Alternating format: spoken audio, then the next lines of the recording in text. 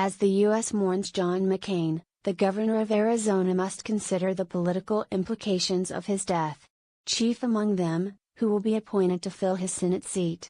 Joe Arpaio, Arizona's maverick former sheriff, faces end of political road. Read more. McCain died last month, after a year-long battle with brain cancer, at the age of 81.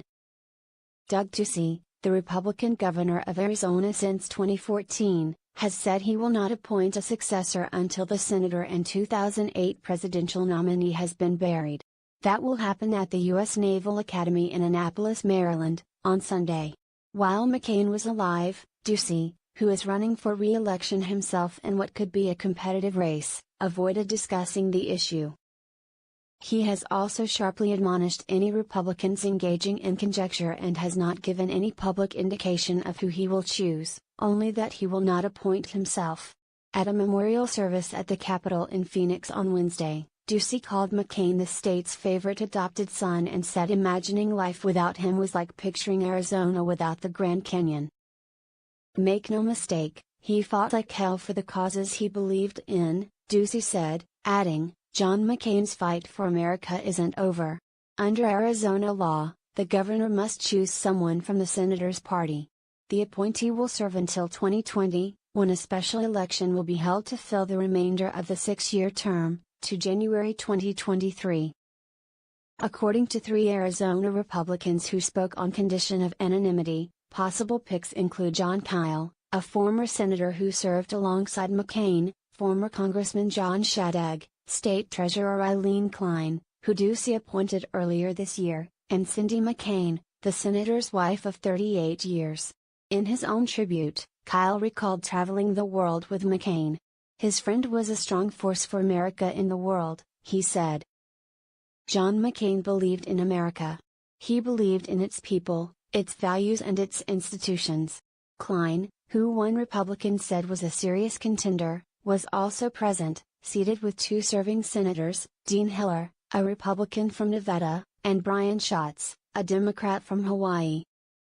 Barbara Barrett, the chair of the Aerospace Corporation and a former U.S. ambassador to Finland, and Kirk Adams, the governor's chief of staff and a former state lawmaker, are also thought to be possible picks.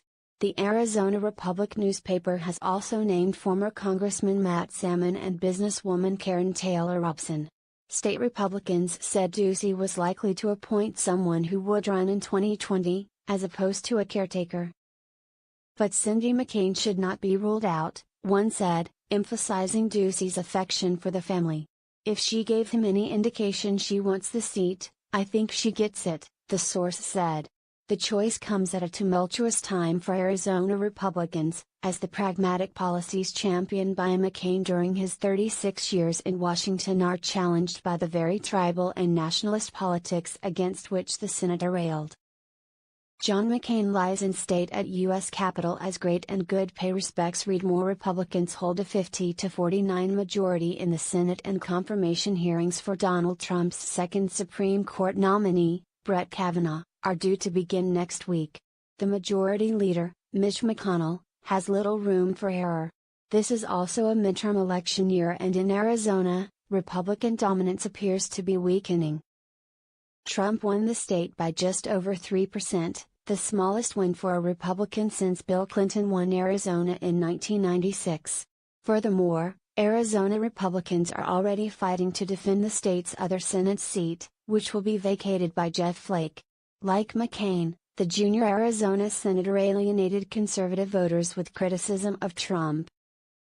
On Wednesday, in a moment of levity and an otherwise somber ceremony, Ducey recalled one of his final conversations at McCain's Hidden Valley Ranch, near Sedona.